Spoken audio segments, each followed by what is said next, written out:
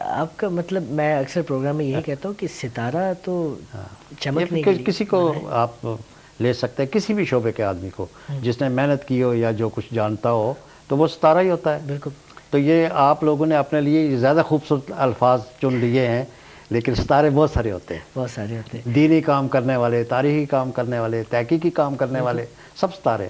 سبھی کو لے کے آئیں گے اس پروگرام میں اور آپ ان کی باتیں سنیں گے. آج ہم جعفری صاحب کی کچھ باتیں سن رہے ہیں، تو آئیے کچھ آپ کی باتیں بھی سن لیں. السلام علیکم. السلام علیکم. جی السلام علیکم. کاشف بھائی، حسنین شاہ بول رہا ہوں نیو ساؤتھ گیٹ سے. شاہ صاحب کیا حال چال ہے آپ کا جناب؟ اللہ تعالیٰ کا کرم ہے، خدا کا شکر ہے. جعفری صاحب آپ کو بھی السلام علیکم. وعلیکم السلام، بہت شکریہ. بہت شکریہ. آپ کو پہلی بار دیکھا ٹی وی پر اور سنا ہے. آپ کی باتیں سن کر بہت خوشی ہوئی ہے کہ آپ نے زندگی کو اس کے معنی دیے ہیں. میرے خیال میں نوجوانوں کو آپ سے انسپریشن مل سکتی ہے. جی سیاحت کی دنیا میں آپ نے بہت کچھ مارکے کیے اور بقول آپ کے آپ نے زندگی کے ہر شعبے میں نہ صرف حصہ لیا بلکہ اسے فارسی میں ایک شعر کہنا چاہوں گا اگر آپ اجازت دیں. جی جی ضرور، خوشی ہو. آپ ہی کے متعلق ہے، آپ کی شخصیت کو سامنے رکھتے ہوئے کہتے ہیں قصب کمال کون کے عزیز جہاں شوی. اللہ تعالیٰ آپ کو صحت دے اور آپ اسی طرح انسانیت کی خدمت کرتے رہیں. آمین.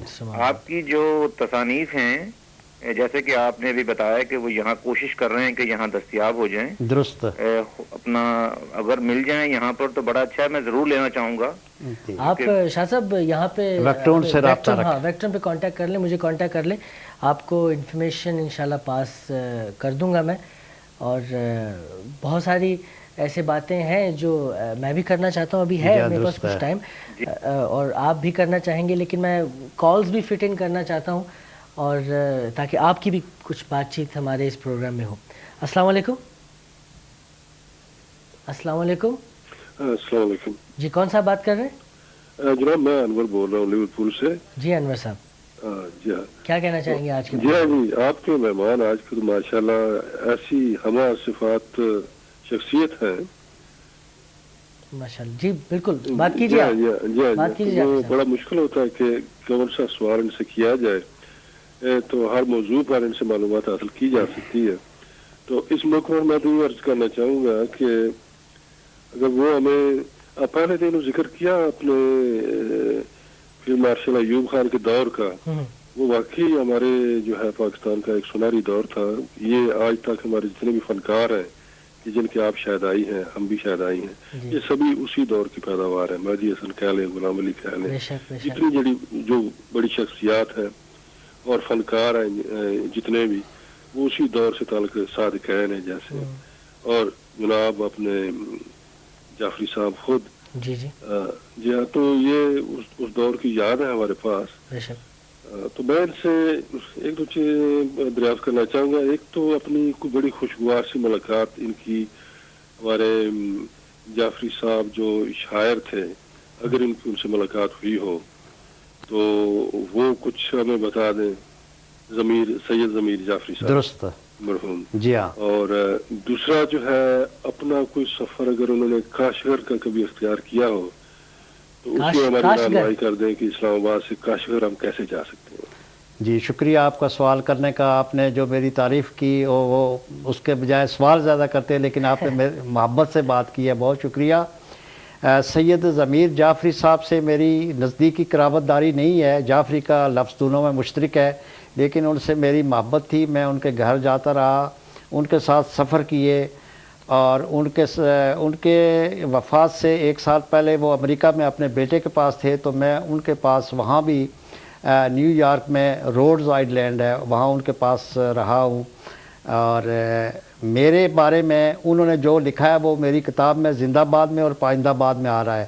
میری ان کی خط و کتابت روزانہ اخبارات میں ہوتی اور میرے خطوط وہ شائع کرتے. اور ایسا ہوا ہے کہ وہ جو کالم لکھتے تھے، ایک بار وہ عمرے کے لیے گئے اور انہوں نے یہ کہا مجھے کہ میرے بجائے تم لکھا کرو گے، تو ان کے بجائے میں کالم لکھتا رہا ہوں. تو بعد میں جب وہ واپس تشریف لائے تو انہوں نے ان کالمز کے بارے میں پھر ایک کالم لکھا کہ یہ حیرت کی بات ہے کہ سید بشیر حسین جعفری نے جو کالم لکھے اس کا معیار وہ برقرار رہا جو میرے کالموں کا تھا، اور انہیں خوشی کا اظہار کیا، اور یہ سارا ریکارڈ میرے پاس محفوظ ہے۔ ویسے جاوید صاحب، اس زمانے بار میں کہ شاعروں کی اور رائٹرز کی آپس میں یہ گفتگو ہوتی تھی اخباروں میں کہ ایک سوال کیا جاتا تھا، جواب وہ دیتا تھا، یا شاعری ہوتی تھی تو شاعری میں دوسرے رائٹر نے اس کا جواب دیا، وہ دور اب بالکل نہیں ہے، اب آج کل نہیں ہوتا یہ، آج کل لوگ کالم اس طرح کے لکھتے نہیں پڑھتے۔ جی ہاں، پاکستان میں کاشف صاحب اس دور میں سب سے اچھا اخبار جو تھا وہ امروز تھا، اور اس کے ساتھ ایک انگریزی کا پاکستان ٹائمز تھا۔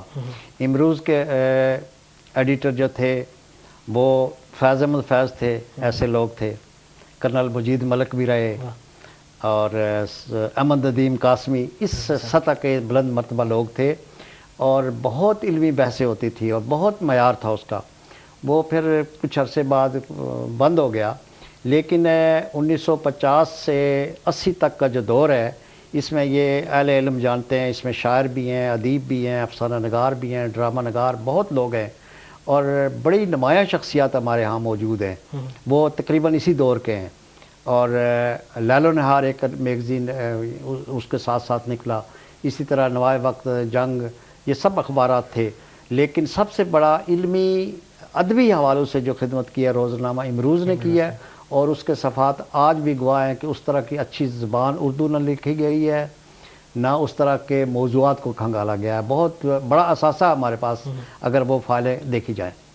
اس کتاب میں زندہ باد جو آپ کی کتاب ہے، اس میں آپ نے جھیل سیف الملوک کی بہت تعریف کی۔ جی ہاں، میں نے اس کے بارے میں پڑھا تھا، اور میں خود بھی بلکہ کبھی کبھی یہ سوچتا تھا، ناظرین یہ ایک میری تمنا ہے کہ میں بھی کبھی کوئی ویڈیو وہاں پہ جا کے شوٹ کروں اپنے کسی گانے کی، لیکن آپ ذرا تھوڑی سی اور میں تفصیل چاہوں بتائیں۔ گا اگر مجھے آپ تھوڑا سا موقع دیں۔ جھیل سیف الملوک میں نے 1985 میں اپنے دوست راجہ محمد یاسین کے ساتھ دیکھی، وہ منسٹر بھی بنے، آج کل وہ MLA ہیں آزاد جموں کشمیر میں۔ تو میں مبہوت رہ گیا، یعنی حیران رہ گیا دیکھ کے، ایک عجیب قسم کی حیرت اور خوشی طاری ہوئی۔ میں یہ بتاؤں کہ میں نے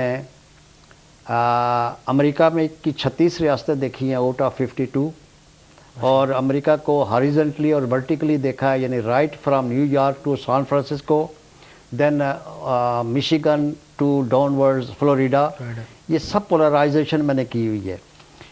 کوئی ابھی 2 مہینے پہلے میں امریکہ تھا، وہاں سے میں واپس انگلینڈ میں آیا ہوں، تو وہاں تاہو لیک دیکھی ہے جو کیلیفورنیا اسٹیٹ میں ہے، اور بہت دنیا کی خوبصورت جھیل ہے اور بہت بڑی ہے۔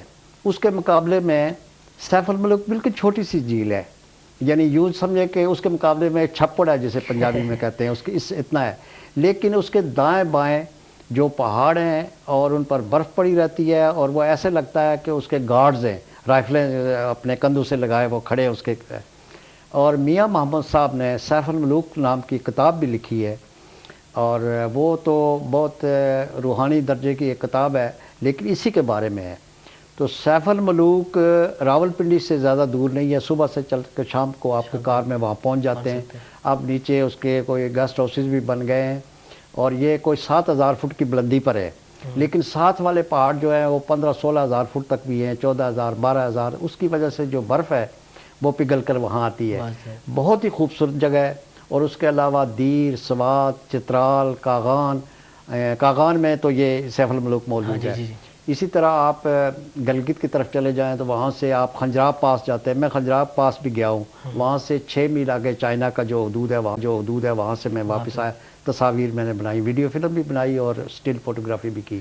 سری پائے کبھی گئے آپ؟ سری پائے بھی ایک جگہ ہے۔ نہیں، مالم جبا گیا ہوں، سری پائے نہیں گیا۔ مالم جبا بھی ایک پلیس۔ تو اسی طرح کوئٹہ کا میں نے پہاڑی علاقے، بڑی خوبصورت علاقے دیکھے، اور وہاں ایک ہنا لیک ہے، اور اس کے ساتھ اوڑک کے باغات ہیں، سیب کے، بہت میلوں کے حساب سے آپ چلتے جائیں تو وہ باغات نہیں ختم ہوتے، بڑی خوبصورت جگہ ہے۔ تو پاکستان میں اور خاص طور شمالی علاقوں میں بہت خوبصورتی ہے۔ اسی طرح ہمارے سندھ میں مانچھر لیک ہے، وہاں مائیگریٹری برڈز جو ہیں موسمی نقل و حرکت کے دوران وسط ایشیا سے جو پرندے آتے ہیں وہاں کے ڈیرے لگاتے ہیں، تو وہ بھی بڑے خوبصورت ہے۔ تو سارا پاکستان بہت خوبصورت ہے، سرسبز ہے، خوبصورت ہے، اور اب وہاں ترقی بھی ہو رہی ہے. اگر وسائل مالی وسائل زیادہ اچھے ہوں تو ہمارا ملک بہت خوبصورت ہے, بالکل. اور شمالی علاقے خاص طور پر قابل دید ہے. بہت شکریہ. ایک اور کال لے لیتے ہیں اس موقع پہ. السلام علیکم. کال. السلام علیکم. وعلیکم السلام. جی کون سا بات کر رہے ہیں؟ جی کاشف بھائی میں زیارت حسین